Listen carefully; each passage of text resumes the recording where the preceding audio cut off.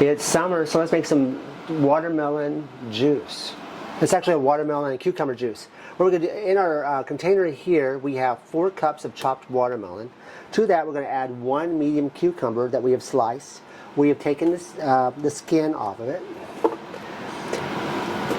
To that, we're going to add 2 tablespoons of fresh lime juice. If you would like, you can add some fresh mint.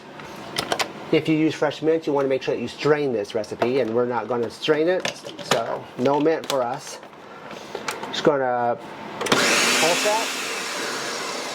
All right, it's about 30 seconds later. That's it. We have some ice over here. I'm going to try not to make a mess. Put that in there, and there we have it.